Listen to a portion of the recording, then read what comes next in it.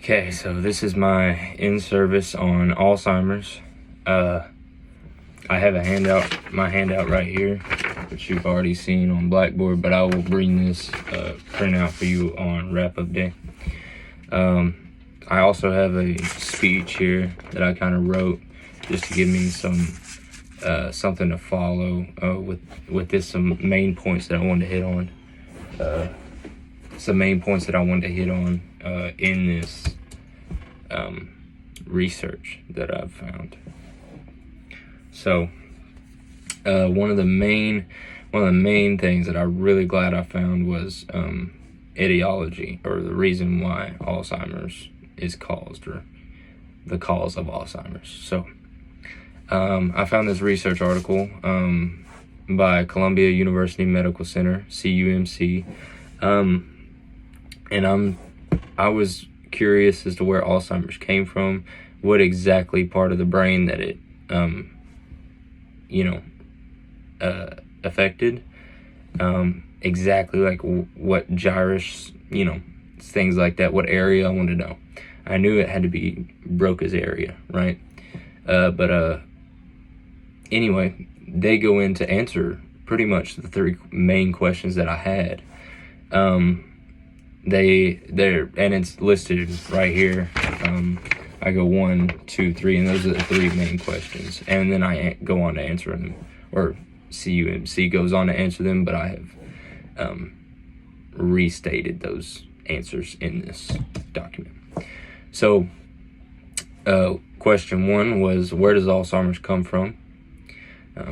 Pretty good question, I think. I'll go answer that, but before, I'm just going to read the other three questions. The second question is, why does it start at the area that it's at? So where is it at? What's it doing there? And how does it spread? So how does it go to different areas of the brain, and how does it affect long-term memory? How does it affect somebody's ability to function, pretty much? Alzheimer's comes from the lateral entorhinal cortex, they believe, or their research has led them to believe. It's called the LEC, so for short. It starts there due to the buildup of tau, TAU, and amyloid precursor protein. They are proteins that are responsible for synapse plasticity and axonal transport.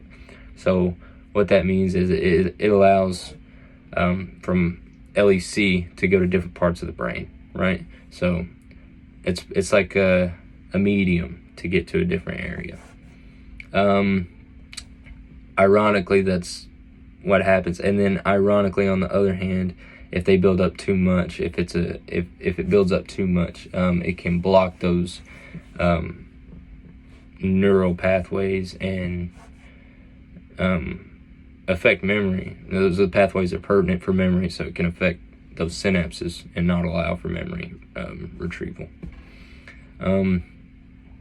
How does it spread? I have a picture on the very front page of this handout, and it shows a yellow area, which is the LEC, the lateral entorhinal cortex. It's also from Columbia University Medical Center, and basically it just highlights those areas. So LEC communicates with two other structures. That's the perirhinal and the posterior parietal cortex, and they are just above and just below the temporal gyrus. So right here, if you can imagine, just right here is your perirhinal. Just below that is just right here is your parietal, posterior parietal. Just right here is your perirhinal. So highlighted in red and yellow. It didn't print off the way I wanted, but they communicate with each other and are pertinent for memory and memory retrieval.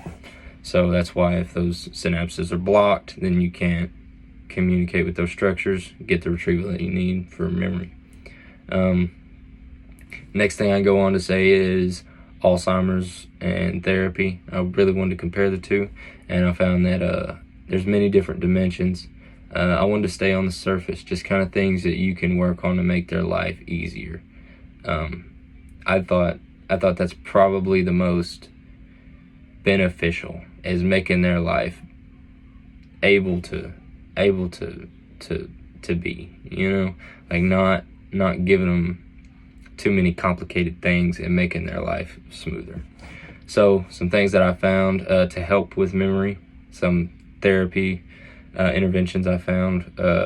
One of them, or a couple of them, are by Very Well Health. They have a research article in which they study how exercise affects memory, and they take different exercises like vigor strengthening and plyometrics, as well as endurance and balance activities, and they take all those and compare them. So they gave a patient, or one of their control groups, each person, they gave a red fish, a blue duck, and a yellow rhinoceros to remember, and they had to remember that at the beginning of treatment and at the end of treatment. They did this with people who do have Alzheimer's and people who don't, just to show if exercise is beneficial more towards. Now, the people that didn't have Alzheimer's really weren't part of the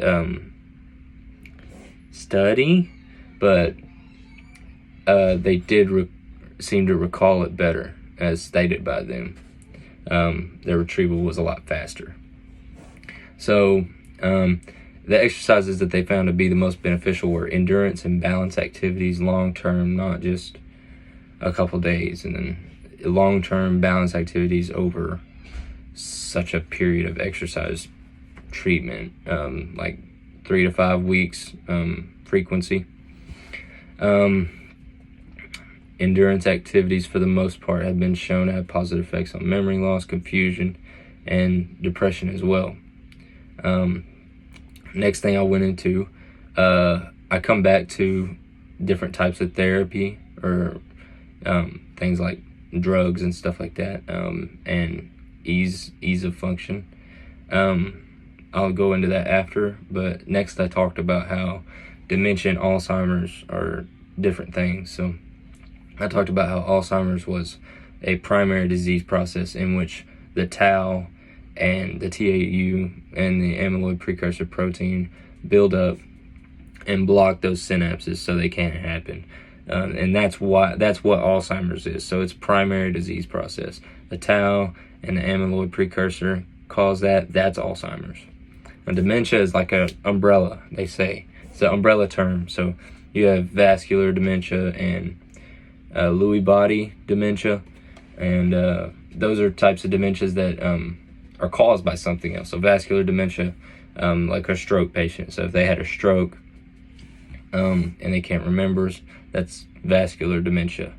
But it's a secondary disease process. So they had a stroke, but they also have dementia. So it's like, it's not as, Alzheimer's is primary, so it has those tau and amyloid precursor are the reason that's called Alzheimer's. Vascular dementia, caused by something else, right? So a clot in the leg comes up to the brain. Now you got vascular dementia. And then I go on to my Alzheimer's, more treatment options for that. And I found some medication therapy for that. The drugs that I found were memantine, which blocks out glutamate. And glutamate is a chemical that Alzheimer's, people with moderate to severe stages of Alzheimer's produce too much of, so it blocks that. The next one is Razadyne, Razydyne, and Exelon. They treat symptoms like depression, basically side effects, behavioral problems, aggression, sleeplessness. And then another treatment option was ease of function, so getting around the home, stuff like that. One of the main things I found in CUMC's research was that they associate colors with a lot of things, so and especially brighter colors, so no blacks or dark colors, blues, anything like that. So what they would do, or what would be pertinent, is to like spray paint the things that they need the most, like their walker, their wheelchair, maybe a TV remote, stuff like that, to paint them green or red or bright orange, something like that. And also easier to spot for them, and they can recognize the material usually, since it's something that they rely on, like a wheelchair or a walker or a remote for a TV, which isn't something you usually rely on, but you probably enjoy watching TV, and it's something they might enjoy. So easy for them to point out and get. Another technique, I kind of want to talk about this last, for therapy, for exercise purposes, is functional movements such as PNF patterns and NDT techniques.